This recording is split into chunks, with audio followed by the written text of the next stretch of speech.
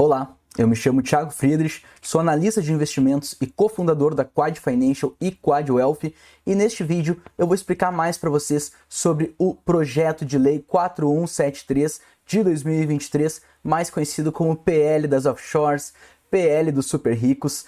E, na verdade, embora tenha este nome, foi apelidado com este nome, ela impacta não somente quem tem offshore, não somente os super ricos, mas também o investidor pessoa física, porque muda as regras de investimento no exterior para a pessoa física. O projeto foi aprovado na noite desta quarta-feira, dia 25 de outubro, na Câmara dos Deputados e agora seguirá para o Senado para aprovação. Como já foi aprovado na base do governo, que foi quem criou esse projeto lá na Câmara, é muito provável que no Senado também seja aprovado com esse texto, ou se vierem algumas alterações no texto, devem ser alterações para beneficiar o investidor. Mas eu acredito que não deva vir qualquer modificação que prejudique o investidor. Então o que eu vou apresentar para vocês, muito provavelmente vai ser o texto final, e se não for, eu acredito que seja daqui para melhor. Então, este projeto de lei, ele trata sobre tributação de fundos de investimento no Brasil de diversas classes, especialmente os fundos exclusivos, de empresas offshore, ou seja, empresas sediadas fora do Brasil, principalmente as que estão sediadas em paraísos fiscais, e também para o investidor pessoa física que tenha investimentos no exterior. E aqui é importante mencionar que eu vou tentar fazer a análise mais imparcial possível, sem viés. Vale lembrar que eu estou acompanhando esse projeto há bastante tempo. Para vocês terem ideia, o início do projeto foi bem ruim, foi com alíquotas muito grandes para os investidores, e eu entrei em contato com diversos senadores, com diversos deputados, justamente para tentar trazer um projeto mais justo para os investidores, e quase todos os meus pedidos que eu tinha feito para a equipe dos deputados foram atendidos. Não sei se por causa de mim ou se eles se conscientizaram através de outras pessoas, por outros motivos, mas fato é que a maior parte das injustiças que eu tinha notado no projeto original foram alteradas, e agora eu sinceramente considero que a nova lei vai vir com um caráter bastante justo. Lembrando que eu sou uma pessoa diretamente afetada por este tal projeto que vai taxar os super ricos, as offshores, porque eu não sou super rico, mas eu tenho uma offshore. Eu tenho uma empresa sediada nas Ilhas Virgens Britânicas que eu utilizo para operar no exterior. E eu criei essa empresa justamente porque eu achava a regra de impostos no exterior atualmente, a que vige até esse presente momento, muito injusta, e daqui a pouco eu vou mostrar para vocês. Eu acabei optando por abrir uma offshore porque eu via melhores condições para se investir através desse veículo.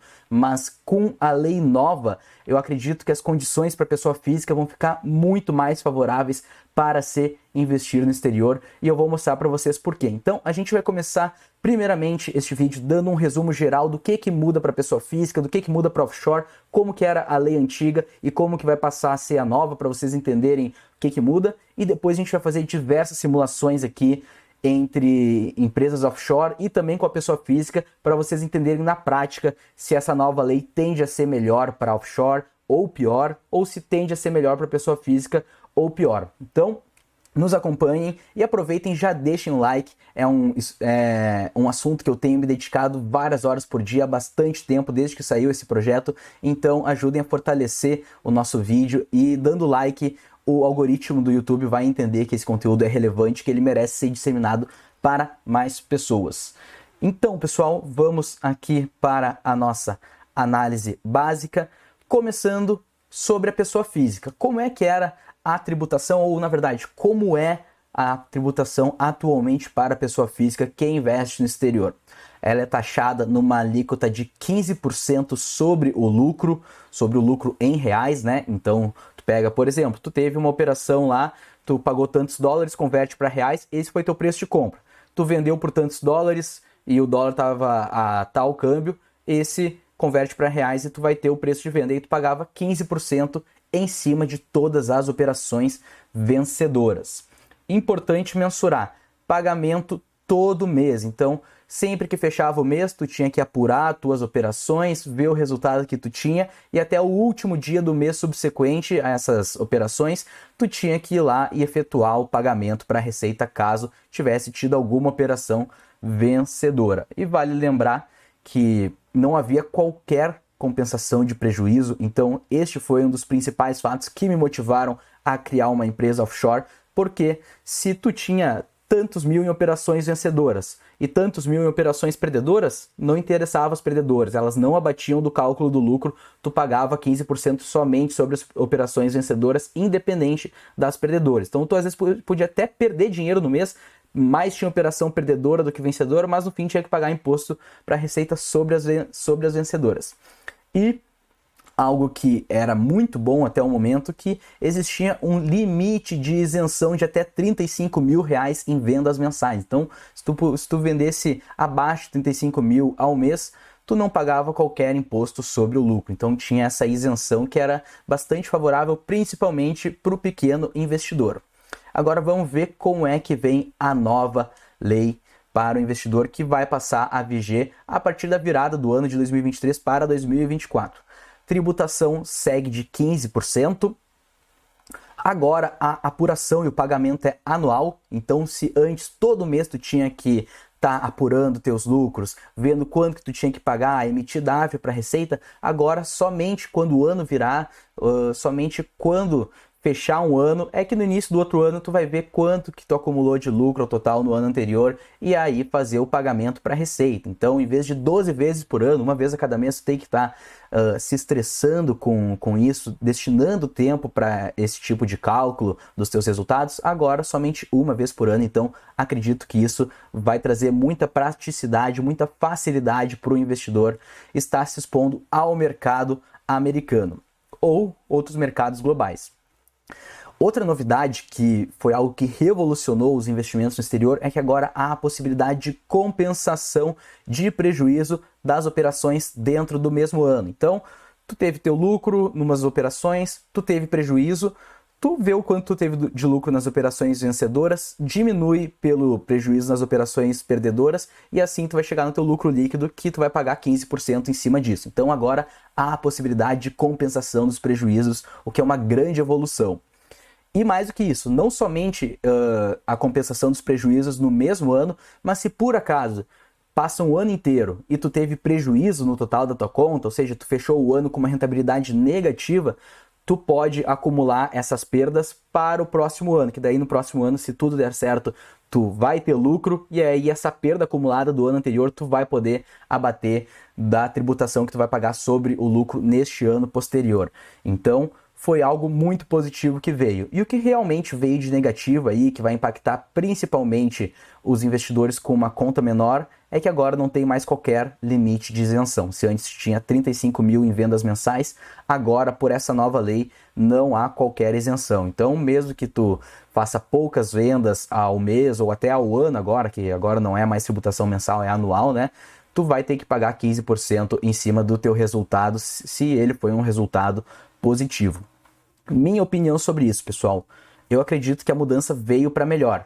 É óbvio que seria ainda melhor que se eles tivessem mantido a isenção de até certo valor em vendas mensais, ou agora como a tributação é anual em vendas anuais, não teve isso, mas como há a possibilidade da compensação dos prejuízos, é algo que compensa e muito esta perda da isenção. E sem falar que 15% é uma alíquota bastante justa, né, pessoal? Então, seria ótimo se tivesse uma isenção. Daqui a pouco, lá no Senado, é capaz deles estabelecerem uma faixa de isenção e beneficiar ainda mais os investidores. Mas fora isso, que foi algo que prejudicou, eu acredito que em todo o resto veio para melhor. Porque agora pode compensar o prejuízo, o que não podia antes. E agora é só uma vez por ano que tu vai parar para pensar em imposto, enquanto tu deve para a Receita e não todo santo mês. Agora vamos ver o que muda para offshores, pessoal. Então, para empresas offshore, nós não tínhamos um pagamento nem mensal nem anual. Como é que funcionava? A tributação só ocorria quando tu tirava o recurso da tua offshore e trazia de volta para a tua pessoa física. Então, enquanto tu mantinha os recursos lá, daqui a pouco tu investia para o longo prazo e não precisava sacar esse dinheiro, tu podia passar 5, 10, 20 anos até sem pagar um único imposto. É claro, tu ia acumulando o imposto devido, né? Mas tu só pagaria no momento que trouxesse de volta para a pessoa física. Então, isso era uma grande vantagem, porque tu não tendo que estar pagando imposto todo ano, o juro composto trabalha melhor, porque não tem todo ano aquele impostinho que tu tá tirando da tua conta para pagar o governo, e com isso os juros compostos vão trabalhando de uma forma melhor.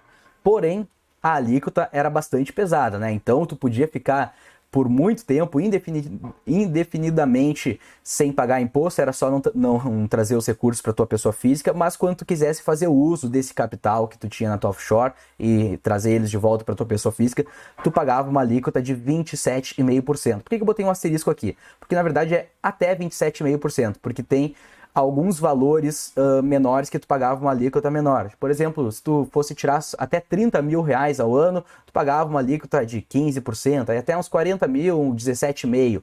Eu não estou falando números precisos, mas era mais ou menos assim. Só que normalmente, pessoa que tem offshore está falando de montantes mais elevados, né? Então eles acabavam nunca utilizando essa faixa de alíquota menor e acabavam ficando na faixa mais comum, que era a faixa de 27,5% de imposto sobre os lucros. Pagava somente no resgate da PJ para a PF, como eu estava explicando, e havia todo tipo de compensação de prejuízos, assim como agora vai ser instituído para a pessoa física, ou seja, pode compensar prejuízo que teve no mesmo ano e pode compensar também prejuízo que teve de um ano para o outro. Vamos ver como é que vai funcionar agora para as offshores. Primeiramente, os lucros acumulados dos anos anteriores até o final de 2023, o governo deu a possibilidade de eles serem pagos agora na virada deste ano com uma alíquota de 8%. Então, os lucros acumulados dos anos anteriores, o investidor terá a opção de atualizar o valor deles, o preço médio deles e pagar uma alíquota de 8%, o que eu considero bastante justo. É uma alíquota bem baixa. É claro que tem gente que está há muitos anos acumulando lucro e aí vai ter que despender um valor considerável, mas uma alíquota de 8% eu acho que é relativamente ok, né? Daqui a pouco a pessoa não queria pagar agora, mas ia ter que, daqui a alguns anos, retirar esse valor e ia pagar 27,5% e agora vai pagar somente 8%. Então, eu considero razoável. Como é que ficou a tributação agora, pessoal? Era 27,5%. Então, ok, 8% é só para quem tem offshore lucros acumulados até 2023, mas a partir de 2024, como é que vai funcionar? Tributação vai ser de 15%, ou seja, a mesma alíquota da pessoa física. E assim como a pessoa física vai ter apuração e pagamento anual, a offshore agora também terá apuração e pagamento anual. Então, não interessa se tu usufruiu desses lucros offshore, se tu trouxe da tua offshore para tua pessoa física ou não, independente da distribuição de lucros, todo final de ano, tua offshore vai ter que fazer um balanço ali, vai ter que calcular os lucros e em cima desse lucro vai incidir uma alíquota de 15%. Então, não tem mais esse esquema de poder passar anos e anos sem pagar qualquer imposto e só quando trouxer de volta para a pessoa física. Agora, todo ano, fechou o ano, calcula o lucro, paga uma alíquota de 15% sobre o lucro anualmente. E, como sempre pôde no offshore, agora segue podendo haver a compensação de prejuízos, tanto dentro do mesmo ano, quanto prejuízos acumulados de um ano para o outro, pessoal. Minha opinião, eu que sou detentor de uma offshore em paraíso fiscal. Por um lado, o pagamento anual é algo ruim, né? Porque daí tu tem que estar todo ano pagando, tirando da tua conta e assim isso atrapalha um pouco os juros compostos, que daí tu podia ir adiando esse pagamento de imposto e enquanto não pagava esse pagamento, enquanto não pagava esse imposto, tu mantinha o valor na tua conta, ia gerando lucro em cima de lucro, né? E virando uma bola de neve, o que no longo prazo tende a ser favorável. Só que quando tu fosse repatriar esses recursos, quando tu fosse usufruir deles, então daqui a pouco tu juntou um bom lucro na tua offshore ali investindo e quer comprar uma casa, quer comprar um carro legal, coisa assim, aí tu vai ter que trazer esses recursos para tua pessoa física e tu ia pagar uma alíquota de 27,5% e agora é somente de 15%. Então, de um lado é ruim o pagamento anual, sendo que antes não tinha período nenhum, mas por outro lado ficou uma alíquota praticamente quase a metade do que era, de 27,5% para 15% é quase metade, né, pessoal? Então, a gente vai ver daqui a pouco as simulações, mas para offshore, na prática, não mudou muito, não beneficiou muito, nem prejudicou muito para a maioria dos casos. Daqui a pouco a gente vai ver isso em detalhes. E qual é a diferença de investir com uma offshore para uma pessoa física? Então, regime, a offshore, pelo que eu entendi aqui da lei e pelo que eu consultei com outros especialistas, ela pode optar pelo regime de competência ou de caixa, enquanto a pessoa física é somente pelo regime de caixa, ou seja, vê os lucros realizados, os prejuízos realizados, e aí vai ser o lucro e prejuízo que tu vai calcular para pagar o imposto. Então, se daqui a pouco tu comprou uma ação, tem um bom lucro nela, mas tu ainda não vendeu ela, tu está segurando ela, tu não precisa se estressar com o pagamento de imposto sobre ela, que o imposto só é devido no momento que o lucro é realizado. Assim como só pode abater o prejuízo, também o prejuízo realizado. Se tu ainda está segurando uma ação com prejuízo, tu não pode abater do lucro. Eu acho que o regime de caixa é bastante ok, né? E na offshore, como uma empresa, ela pode escolher o regime de competência, que é aí, independente da realização de lucros ou não, veria os lucros totais que teve ao longo de um ano, se está segurando a ação ainda ou se já realizou, não interessa, paga imposto sobre isso. Então, na offshore tem essa possibilidade de escolha, na pessoa física somente pelo regime de caixa, o que normalmente é um regime bastante bom, bastante favorável. Diferença sobre a variação cambial. Aqui a offshore, pelo que eu entendi também, pelo que eu consultei com especialistas, porque o texto é um pouco confuso nessa parte, pessoal, mas em geral, ao que tudo indica, a offshore pode considerar a variação cambial do início do ano versus o fim do ano. Ou seja, o dólar começou o ano em 5 e terminou em 6. Então pega aí a variação do início ao fim do ano e vai ser isso a variação cambial, o lucro que tu vai pagar depois, que normalmente vai ser de 15% sobre a variação cambial que teve no ano. E a pessoa física, ela pega a variação cambial de cada operação. Então, tu comprou uma ação a 10 dólares e o dólar estava 5, 10 vezes 5, 50 reais, esse é o teu preço de compra da ação. Daqui a pouco tu vendeu a ação por 10 dólares também, mas o dólar estava 6, 10 vezes 6, 60 reais, então tu em reais, mesmo que em dólar tu não tenha tido nenhum lucro, né, em reais tu teve um lucro de 10 reais, né? Tu comprou por 50 reais, vendeu por 60 por conta da variação cambial. Então, em alguns casos, vai te prejudicar quando o dólar subir para cima, mas quando o dólar cair também, vai te beneficiar, né? Que às vezes tu vai ter um bom lucro em dólares e como o dólar do período da compra entre a venda, ele caiu, vai amortecer do teu lucro. Então, no fim das contas, pessoal, em algumas operações isso vai te beneficiar, em outras vai te prejudicar, mas no fim das contas, eu acho que não vai ser nada relevante, vai ficar mais ou menos elas por elas ao longo do tempo. Então, tranquilo isso aqui também. E abatimento de custos, né? Porque na pessoa física tu só pode abater os prejuízos das operações em si, então o abatimento do lucro final da tua conta, tu só abate os prejuízos que tu teve em operações aí no mercado mesmo, e na offshore tu pode ser um pouquinho mais criativo ali para abater do cálculo do lucro dela lá no balanço, porque digamos que tu tenha carteiras administradas, ou seja, que exista algum gestor gerindo o teu patrimônio, ele cobra uma taxa de administração e uma taxa de performance. Tu pode botar esse custo aí no balanço da tua offshore e diminuir do lucro total que ela teve. Daqui a pouco tu tem despesas com contador para fazer o balanço da offshore, para calcular teu imposto e tudo mais, tu pode tirar essa despesa aí que tu tem com contador para pagar para diminuir do lucro da tua offshore e assim diminuir a tributação. Então, na offshore tu pode ser meio criativo e ir além das operações no mercado no abatimento do lucro, enquanto na pessoa física é somente o abatimento das operações em si. Agora vamos ver na prática, pessoal. Vamos fazer simulações, eu vou mostrar para vocês exatamente a diferença de tributação em diversos casos que a pessoa pagava com offshore antes e que vai pagar agora, para ver se essa nova lei vai fazer no final das contas a pessoa que tem offshore dar mais dinheiro para o governo ou nem tanto. E depois vamos fazer também com a pessoa física para a gente ver como que era a pessoa física antes e como vai passar a ser agora. Então, estou aqui com esta tabela do Excel aberta e eu tenho aqui simulações de 10 anos, de 15 anos e de 20 anos. Então, peguei esses tempos aí bastante de longo prazo, né? Para a gente ver aí o efeito dos juros compostos que a offshore podia dar e que agora não vai mais dar porque vai ter que estar pagando imposto sobre o lucro anualmente. Então, vamos supor aqui que o dono da offshore tinha um patrimônio de 100 mil dólares nela e tendo um retorno ao ano de 10% ao ano. Então, simulação aqui, 100 mil dólares com 10% ao ano. Então, 100 mil dólares teve 10% ao ano, no ano 1 ele finalizou com 110 mil dólares. Agora, 10% em cima de 110 mil dólares, o ano 2 ele ficou com 121 mil dólares. E assim vai indo, vai indo, vai indo. E vocês podem ver que aqui não incide imposto nenhum, né? Ele tem 10% de imposto, 10% de rentabilidade no mercado, o patrimônio dele fica com 10%. Por quê? Ele não está pagando imposto nenhum, ele vai pagar só quando repatriar para sua pessoa física. E aí, daqui a pouco, ele repatria para a pessoa física no ano 10.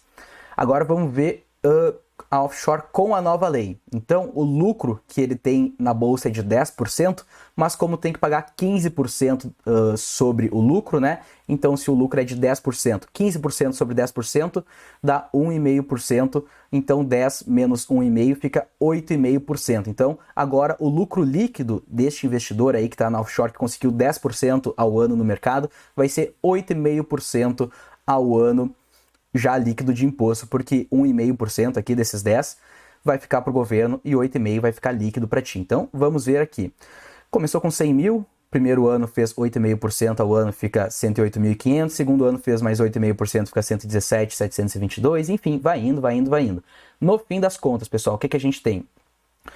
O investidor da offshore fechou o período com 259 mil dólares e alguns quebrados, enquanto o investidor da offshore, pela regra nova, agora pagando imposto todo ano, ele fechou com 226 mil dólares. Então, pela regra antiga, o da offshore estava com mais grana, né? Por quê? Porque ele ainda não teve que pagar nenhum imposto. Mas aí, se ele vai usufruir agora, no 10º ano desse dinheiro, o que ele paga? Ele paga um imposto de 27,5% sobre o lucro. O que é o lucro? Pega 259 mil dólares, subtrai aqui pelos 100 mil, que foi o que ele aportou, né? Sobre o aporte dele não incide imposto nenhum, é somente sobre o lucro.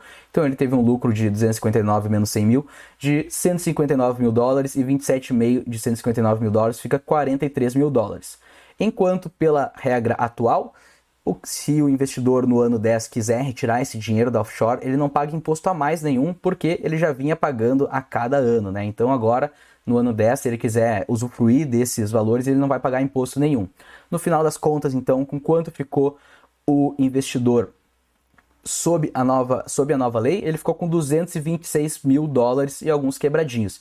Enquanto o investidor sob a lei que estava vigente até este momento, 259 mil dólares, ele pagou 43 mil e alguns quebrados de imposto e sobrou para ele 215 mil dólares líquidos. Então a gente vê que neste caso, a nova lei que vai fazer o investidor da offshore pagar imposto todo ano, ela está beneficiando o investidor. No final das contas, o cara que está pagando imposto sob essa nova lei, mesmo que pague todo ano, como a alíquota é muito menor, no final das contas acabou ficando com mais dinheiro do que o investidor que estava sob a lei antiga. Agora vamos ver a simulação de 15 anos, pessoal. Normalmente, quanto maior o tempo, mais o juro composto trabalha ali no esquema da offshore que não ficava pagando imposto anual, né? E melhor deve ser para offshore no modelo antigo. Vamos ver a simulação de 15 anos. Mesmo esquema, pessoal, só vamos alongar um pouquinho mais o tempo.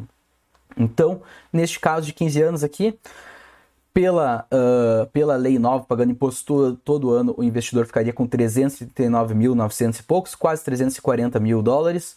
Já pagou imposto todo ano, então não precisa pagar mais imposto nenhum, enquanto pela lei que estava vigente até 2023, ele ficava com 417.724 dólares, mas teria aqui que pagar 87 mil dólares de lucro quando fosse retirar aqui no 15º ano. E aí, no final líquido, ele teria 330 mil dólares pela lei antiga, enquanto pela lei nova, 339 mil dólares. Então, novamente aqui, uma simulação de 15 anos mostrou que o investidor, pela lei nova, que é para taxar os super ricos, que o pessoal tá falando mal aí da lei e tal, mas na verdade a gente está vendo que, pelo menos com essa rentabilidade de 10% ao ano e no horizonte de 15 anos, até 15 anos, né, porque tudo abaixo disso também está sendo favorável, a gente vê que a nova lei está favorecendo o investidor detentor de uma offshore. Agora vamos para uma simulação de 20 anos, pessoal. Então continua a mesma coisa, rentabilidade de 10% ao ano no mercado. Para o investidor que tá com uma offshore nessa nova lei agora, aí fica 8,5%, porque já paga 15% de imposto todo ano, né? Então 10% menos 15% disso fica 8,5%. No final das contas, de 20 anos, o que a gente tem? O investidor com a offshore teve um lucro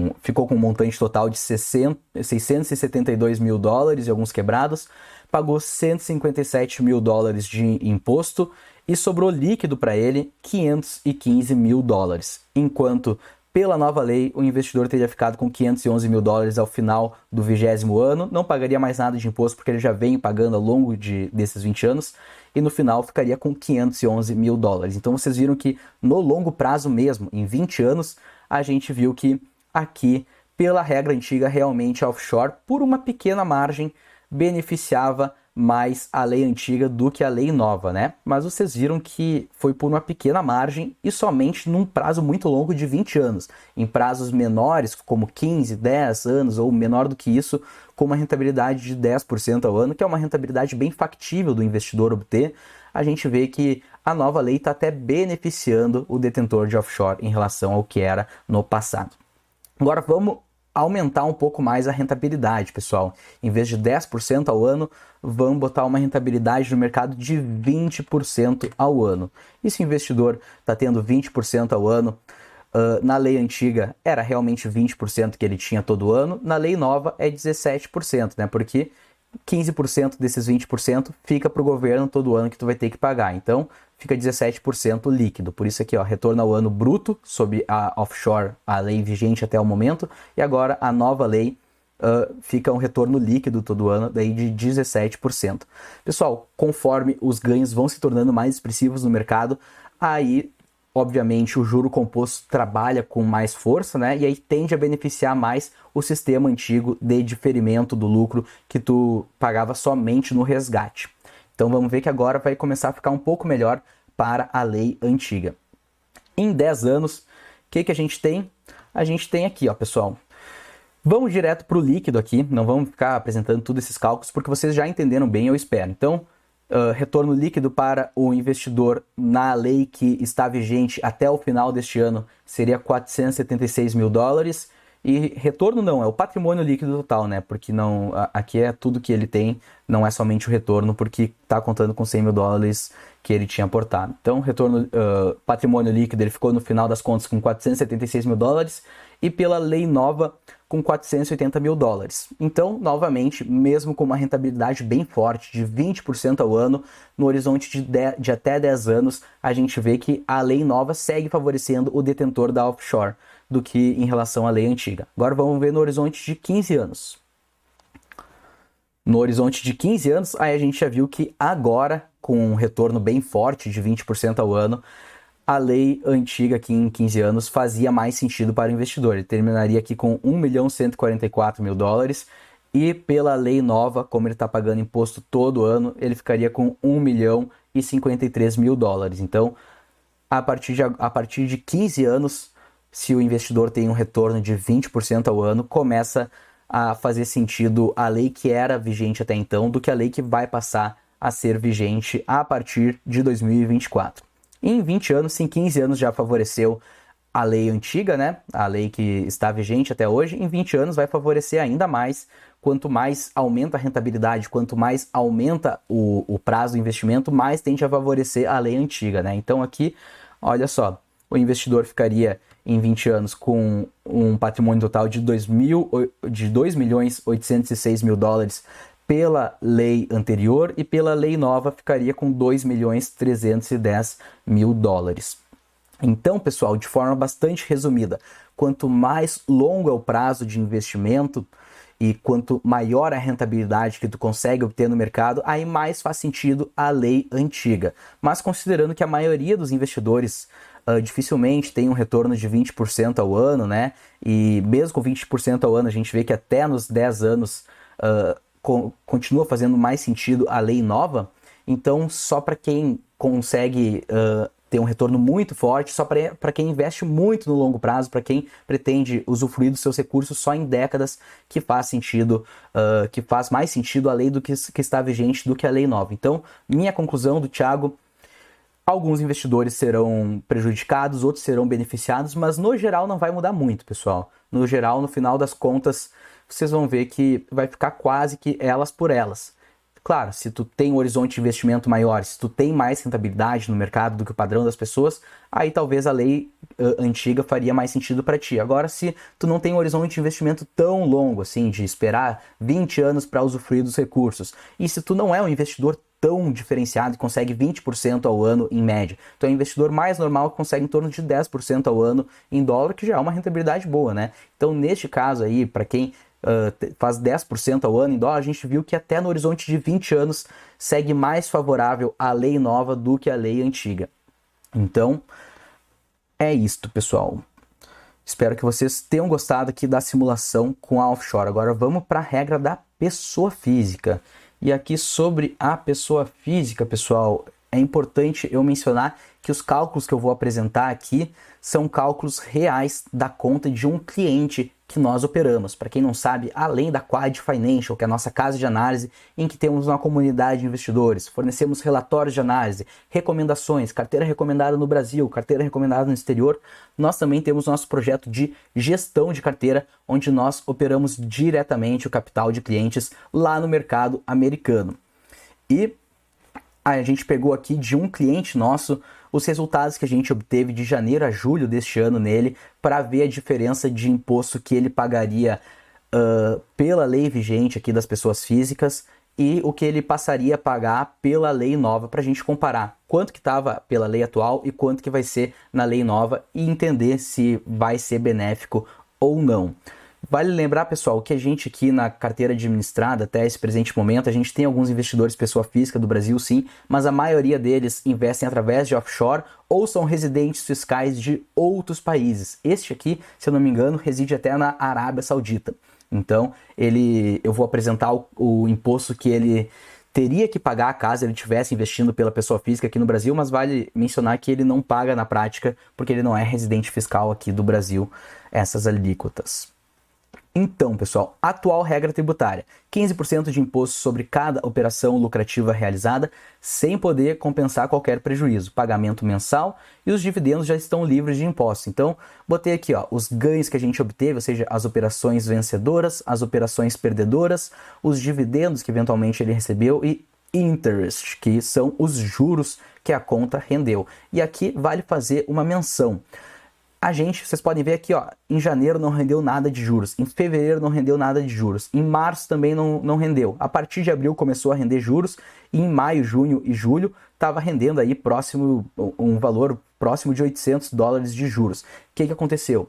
Antigamente, a gente opera as contas dos nossos clientes através da Interactive Brokers e a gente tinha assessores de investimento que nos auxiliavam a ajudar ali para abrir a conta do cliente na Interactive Brokers, ajudava com o cliente quando ele tinha qualquer problema na corretora a contatar o suporte deles e tudo mais.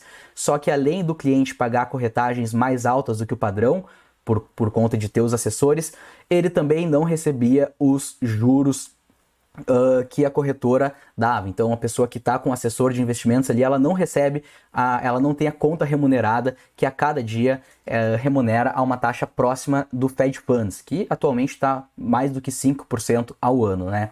E aí, desde meados de abril, nós decidimos sair dos assessores de investimento e montar uma equipe própria aqui para abrir a conta dos clientes, para prestar suporte aos clientes na corretora. Então, os clientes agora eles não pagam qualquer adicional de corretagem para as operações e, além disso, agora eles também ganham a totalidade dos juros da conta deles, que é remunerado diariamente. Então, é um benefício que a gente começou a arcar com uma equipe própria para cuidar disso e foi totalmente para o cliente, que agora ele paga exatamente a mesma corretagem que ele pagaria investindo sozinho e também ele recebe os juros diários aí da conta dele. Dito isso, vamos ver aqui, por exemplo, em janeiro de 2023, a gente gerou $28 mil de lucro para esse cliente em operações vencedoras, mas a gente teve $12 mil em operações perdedoras aí na conta dele. Qual foi o resultado? Então, 28 de lucro, abate 12 de prejuízo, chegamos a $16 mil de lucro líquido, digamos assim, né? Aqui o câmbio, o uso de BRL, eu botei todos aqui em 5 para ficar mais fácil, para padronizar, né? Então, 16.252 vezes 5 chegaria a um lucro líquido de R$81.261. E a alíquota, então, era de 15%. Só que, como não podia compensar qualquer prejuízo, os 15% não se pagava sobre esses R$81 mil. Se pagava sobre o quê? sobre os 28 mil dólares aqui, que eram os ganhos, não podia bater essas perdas, então 28 mil dólares vezes 5. Então o lucro que a gente tinha gerado para o cliente de fato era 81 mil reais, mas ele tinha que pagar 21 mil reais de impostos. Então a alíquota na teoria era 15%, mas como não dá para bater os prejuízos, na prática ele estava pagando uma alíquota verdadeira de 26,2% neste mês. Lembrando que a frequência de pagamento é mensal. Agora, olha em fevereiro, pessoal. Isso que é mais bizarro dessa lei antiga, para vocês verem como era um absurdo, como não fazia sentido a lei de tributação no exterior para pessoas físicas que estava vigente até este ano. Em fevereiro, a gente teve em ganhos de operações vencedoras 13 mil dólares mais ou menos, mas 12.600 dólares de operações perdedoras. Então, no fim, o que a gente teve de lucro aí para o cliente? Somente 564 dólares que ele obteve de lucro em fevereiro.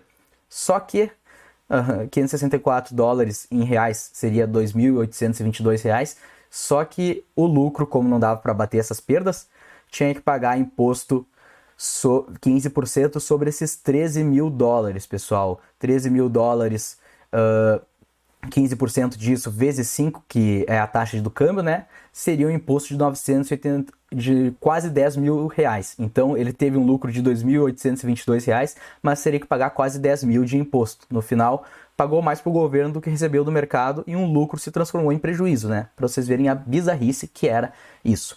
E ao longo de todo esse período, pessoal, então não vou ir de mês em mês, o que a gente teve aqui nesse cliente? Ele ganhou 108 mil dólares e 900 e poucos em operações vencedoras, perdeu 60 mil e poucos em operações perdedoras, recebeu isso aqui de dividendo líquido de imposto, porque o dividendo já é tributado na fonte, e recebeu isso aqui de juros aí de remuneração sobre essa conta. Resultado em dólar que nós geramos para o cliente aí nesses primeiros meses do ano, a gente gerou um lucro de quase 52 mil dólares para ele. Em reais, 258 mil reais que nós geramos para este cliente de lucro. Só que o imposto que ele teve que pagar, já que paga imposto sem descontar as perdas aqui, somente sobre os ganhos, né? Então ele teve que pagar um imposto na verdade ele não teve, né? Porque como eu falei, ele não é residente fiscal do Brasil, mas teria que pagar R$ 83.891 de imposto. Ou seja, a alíquota na teoria era 15%, mas como não dá para bater as perdas, a alíquota verdadeira era de mais de 30%. Então, isso era o que o investidor em geral pagava, pessoal. Na prática, o investidor, pessoa física, paga 1/3 dos lucros, mais ou menos, vão para o governo. E agora, pela lei nova que vai passar a ser vigente na virada deste ano, o que a gente tem? Aí a gente tem realmente uma alíquota verdadeira de 15%, né? Então, em vez de estar pagando R$ 83.891 de imposto, agora o investidor pessoa física estaria pagando apenas R$ 38 mil, que é realmente próximo de 15% aqui de R$ 258 mil que ele teve de lucro. Então, agora faz bastante sentido, né, pessoal? Agora ficou realmente uma lei justa e aproximadamente 15% do lucro do investidor, do lucro de fato, né, compensando as perdas, aí vai para o leão. No fim, a alíquota real deu até um pouquinho menos do que 15%, pessoal, porque teve alguns meses que ele recebeu dividendos, né, e como o dividendo é isento de imposto, aí ficou uma alíquota menor, porque computou aqui dentro do ganho dele, o dividendo, e foi um ganho líquido de imposto aqui, né, então por isso que em alguns momentos ficou 15%, mas em cima do ganho de capital, né, que não é dividendo, em cima do ganho de capital é sempre 15%. Então nós vemos agora que, obviamente, para quem tem uma conta pequena, para quem eventualmente nunca vendia mais do que 35 mil reais em vendas todo mês, porque eventualmente até tem uma conta maior, mas como é buy and hold, gira pouco a carteira, essa pessoa eventualmente nunca passava do limite de isenção. Aí essa pessoa agora vai ter que pagar imposto, né, pessoal? Mas para quem tem uma conta maior, ou tu nem precisa ter uma conta grande, mas se tu faz trade, ou nem precisa fazer trade, mas tem uma alocação mais tática no mercado, sai da renda fixa, bota mais na bolsa. Às vezes vê que a bolsa tá cara, vende 30% da carteira e traz para renda fixa. Se tu faz esse tipo de mudança no asset allocation, com certeza tu já não aproveitaria a faixa de isenção de 35 mil reais de vendas mensais, e aí tu estava pagando uma alíquota muito maior do que 15% sobre o lucro, já que não havia compensação do prejuízo. Então, com a nova lei, há a compensação. Então, eu pessoalmente acho que isso vai ajudar demais o investidor pessoa física, pois além de... Deixa eu voltar aqui para mim. Pois além de estar pagando agora uma alíquota justa, uma alíquota efetiva de 15% sobre o lucro, ainda tu vai poder se estressar somente depois que o ano virar, pessoal. Tu investe durante o ano inteiro, depois que o ano virou, tu tem aí os 4, 5 primeiros meses do ano seguinte para computar os teus ganhos e aí pagar ao governo o que realmente é devido.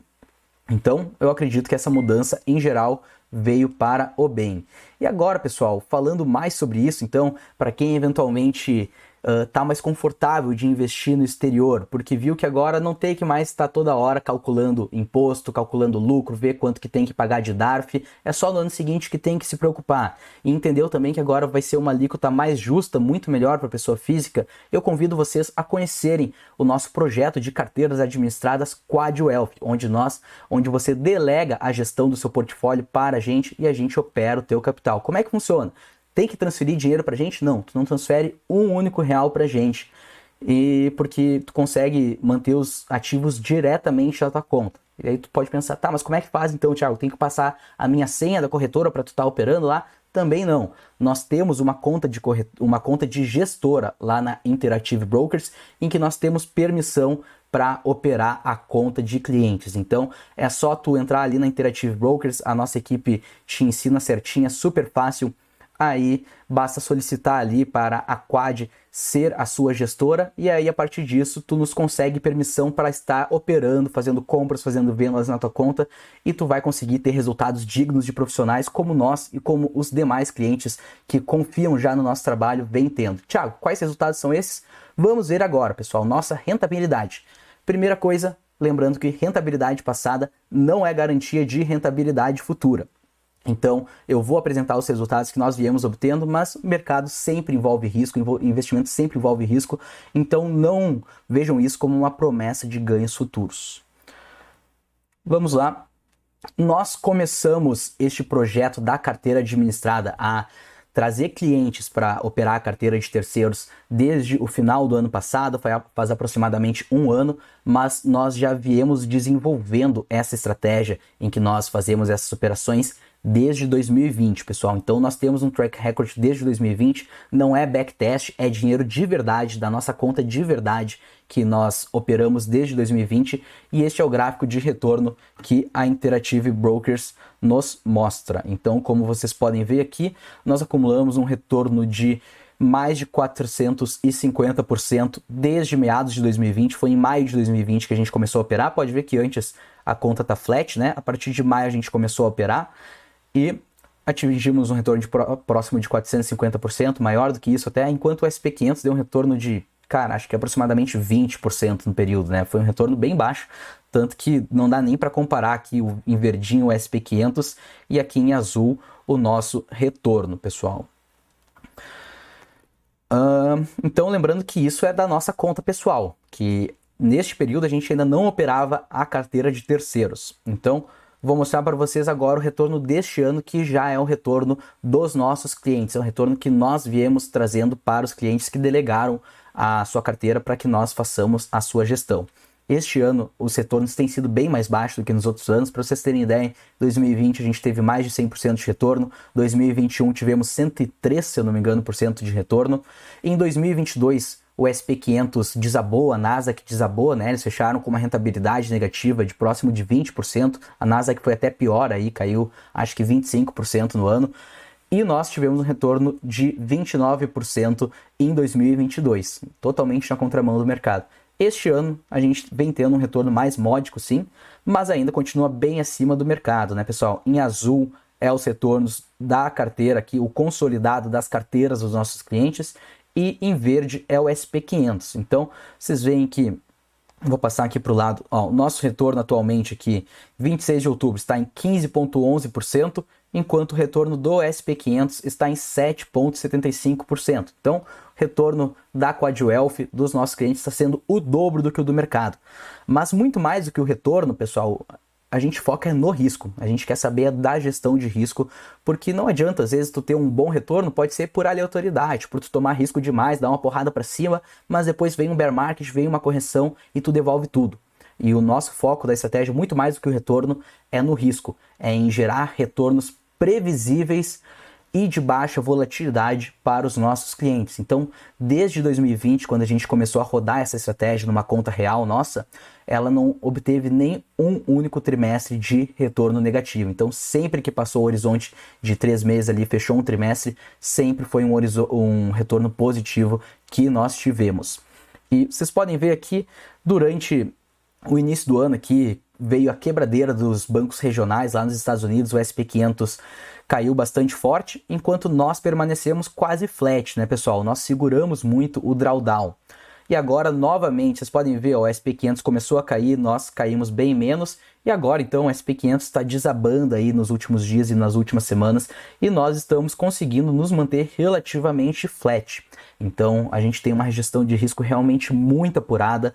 A nossa carteira nunca teve drawdown nem de 5%, o máximo que ela teve aí desde 2021 foi um drawdown de 4 e pouquinho por cento. Para quem não sabe, drawdown é a distância entre o topo histórico e o fundo. Então, enquanto o S&P 500, por exemplo, só no ano passado, o drawdown do S&P 500 foi de 27%, se eu não me engano. Pega lá no primeiro dia do ano de 2022, quando o S&P 500 fez topo, até outubro de 2022, quando ele fez fundo, ele chegou a cair 27%. E nós nunca chegamos a cair nem 5% do topo.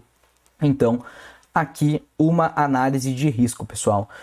Essa análise de risco aqui tinha que ir até o final de 2022, mas não sei por que cortou aqui em setembro. Mas enfim, olhem aqui, desde 2021, pessoal, entre 2021 e 2022, este foi o drawdown da nossa carteira. Então aqui, ó, menos 2, menos 3, menos 4%, vocês podem ver que a carteira nunca baixa de 4% do all-time high, ou seja, a gente sempre está no all-time high ou 4%, ou no máximo 4% abaixo dele. Então a carteira, ela realmente cai muito pouco, ela tem muito pouca volatilidade. Num ano que o S&P 500 teve um drawdown de 27%, a gente não chegou a ter drawdown nem de 5%, no máximo 4% e um pouquinho. E agora vamos analisar aqui as estatísticas de 2023, lembrando que aqui 2021, 2022 foi estatísticas do nosso portfólio próprio, mas agora de 2023 são estatísticas do portfólio dos nossos clientes. Então a gente tem dezenas de clientes que delegaram a gestão para a gente e estão obtendo esses mesmos resultados. Então aqui Risk Analysis é uma análise de risco aqui que a gente tem do SPX-TR, que é SP 500 Total Return, ou seja, o SP 500 já incluindo o reinvestimento dos dividendos. O EFA, que é um índice de mercados desenvolvidos, excluindo os Estados Unidos, e o VT, que é um índice dos mercados globais, que pega mercado emergente, mercados desenvolvidos e inclusive o mercado americano. Então tem mercado europeu, mercado asiático, mercado americano, emergentes, é tudo num só. O VT é um índice global, digamos assim. A gente foca mais a análise no SP 500 aqui, né? Mas vamos ver aqui com esses outros também. Então o retorno, vocês já viram que o nosso retorno foi bem maior, né?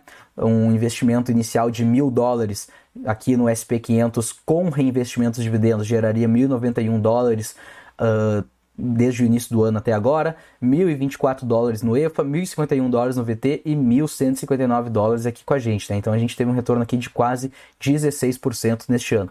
Agora, o máximo drawdown, ou seja, a distância máxima que caiu do topo até o fundo. No SP 500, 9,51%. Essa foi a perda máxima que o SP 500 teve desde o topo. O EFA, 11,31%. VT, 10,79%. Enquanto consolidado aqui da carteira dos nossos clientes, somente 3,43%. Então, o drawdown na nossa carteira neste ano, assim como nos anos anteriores, sempre ficou abaixo de 4%, né? Ou no máximo 4%. Este ano também o nosso drawdown aqui não chegou nem a 3,5%, a distância máxima entre o topo histórico e a mínima.